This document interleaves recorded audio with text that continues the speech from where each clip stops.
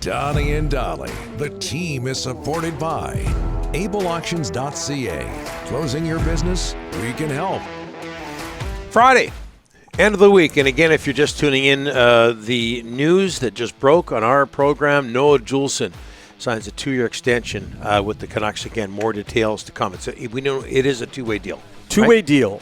Yep, $775, NHL $450 in the minors. All of our guests today brought to you by our title sponsor, Able Auctions, ableauctions.ca. Joined now by Travis Green, newly named New Jersey Devils associate coach, hired last week, head coach of the Canucks for 5 seasons, fifth all-time in Canucks coaching wins at 133, fourth in games coached at 314. He joins us now. Travis, thanks so much for doing this. How are you, sir? Hey guys, I'm doing well. How are you doing? Long time no talk. Yeah, absolutely. Doing well.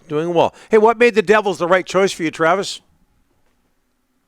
I've talked about it a few times already. I think for me what was important was obviously a team that I felt could win and the people that I was going to be able to work with.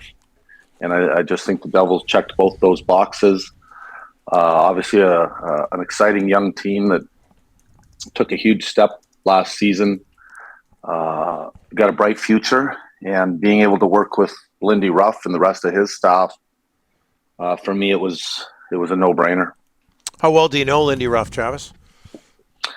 Just not well. Got to know him a lot better in the last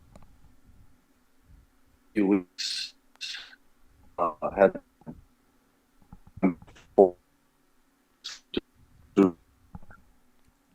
Okay, we're having some audio issues with Travis.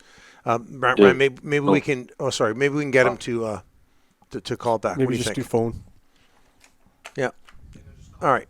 Okay. Why don't we just call? We some audio issues there with Travis. We'll try to get him back and reboot the interview. But he had other opportunities, I believe, other than the Devils to get back into the National Hockey League. Donnie, he was in on the Calgary job. It's no secret. Travis Green was, in my eyes, a finalist for the Calgary job that went to Huska. Mm-hmm. So he was in on that. I believe he was in on the Ducks job. There was some jobs that he had applied for in the last couple of weeks, and then he just decided, that I'm going to go to New Jersey with the Devils.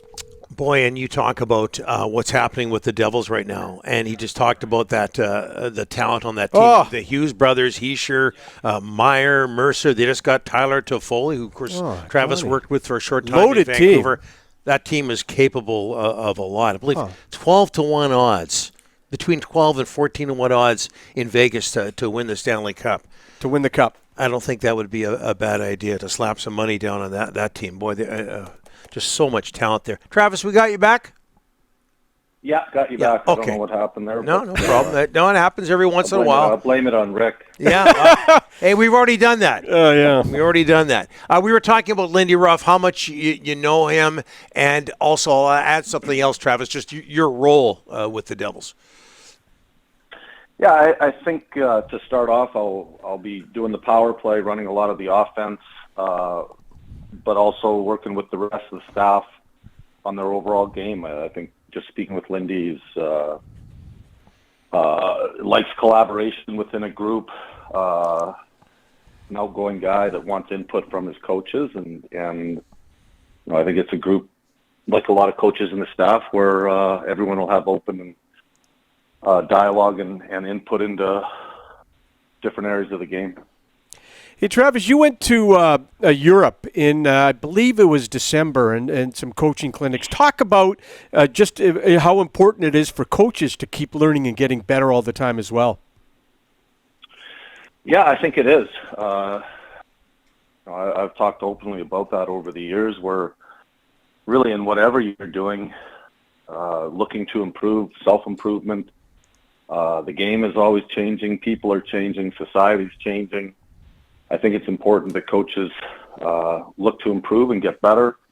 Obviously, the structural part of the game, trying to stay ahead of trends, but also with how you deal with people and modern day players. And for me, going over to Europe was a chance to see a different maybe a different style of hockey, different way of coaching, meet different coaches and how they treat their players, how they talk to their players, how they run practices, and just share information from my side to their side as well. And I found it was productive and enjoyed it. Travis, BC born, coaching the Canucks was a dream for you. How tough was that ending? That is. Anytime you get fired, it's never easy. It's the first time for me that I'd been fired as a coach, and you know, there's the saying, "You're hired to get fired." There's not a lot of coaches that coach in one spot their whole career. I don't think it's ever happened, but you know, I loved coaching the Canucks. I was grateful for the opportunity. When you get fired, it hurts, it stings, and it did a little bit. And but that's part of growing as a person, growing as a coach. And looking back on my time with Vancouver, there's nothing but great things to say. Obviously, being from British Columbia, it meant a lot to me to be the coach of the Canucks. And you know, that's part of the business is when you get fired, though. Would you do anything differently, Travis?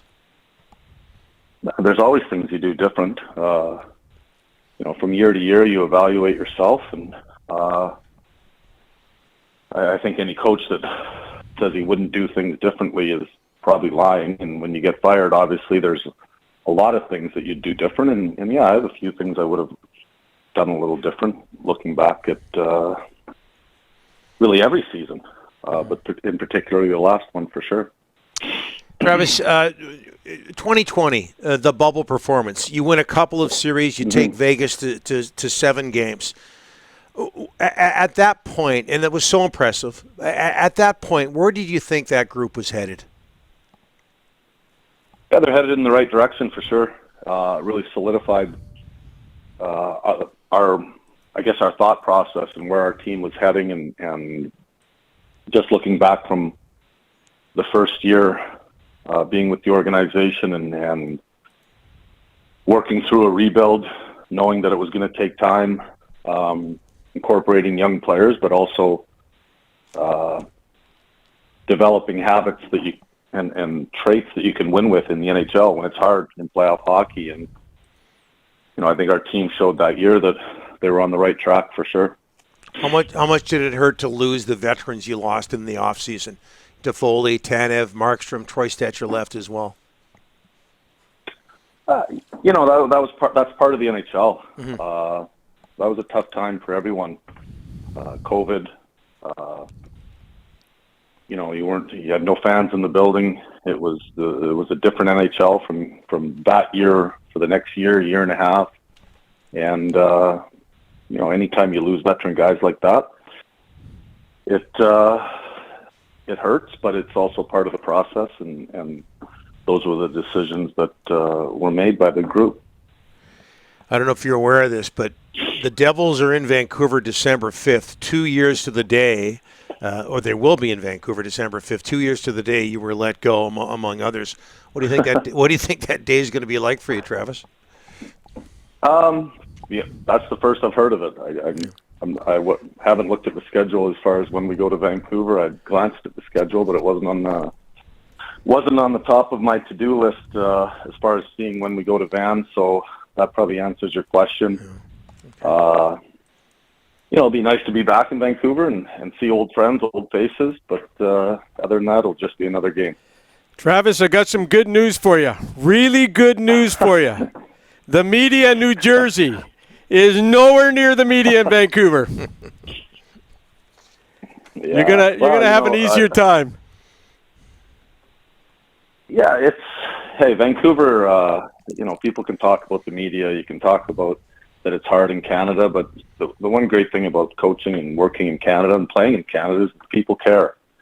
And you know, Vancouver fans are great. They want the team to win. They're passionate. Was the media hard at times? Sure. But that goes with the business. That goes with coaching and playing in the NHL, and that's part of it. But when you win, you really see the passion and how much the fans care as well. Travis, one more. I think you touched on this earlier, but so much talent of that Jersey team. What do you think it's capable of? Well, a lot. When you look at that group and like you said, the talent that they have, the age of the team, I think they're just scratching the surface. It's an exciting group. I think when you talk about young NHL teams that are on the rise, to having a chance to win a cup down the road, New Jersey's one of those teams that people talk about. So for me, that's exciting. And the opportunity to work with really good young players, a really good team, and obviously the coaching staff there. It's an exciting opportunity for me, and I can't wait to get going. Travis, one last one for me. Rick Tocchet is a good pal of yours. Talk a bit about your relationship over the years. You guys keep in touch and talk about coaching stuff all the time. Yeah, he's a good friend of mine. I've known Toc a long time. I think he's done a good job since he's come into Vancouver. I think he's going to continue to do a great job.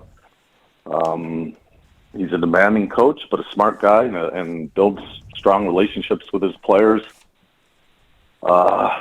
I think that's been a great hire for Vancouver, and obviously I'm biased with the friendship that Toc and I have, but he works at his coaching. He studies the game. He thinks about it. It's not a part-time thing for him. Toc's all in. He's a 24/7 guy, and he's very committed. And the Canucks are lucky to have him. I imagine you'll be getting in a few more rounds of golf before the season starts. Travis, thanks so much for this. All class, thanks so much. We really appreciate it. Okay, guys. Thanks for having me.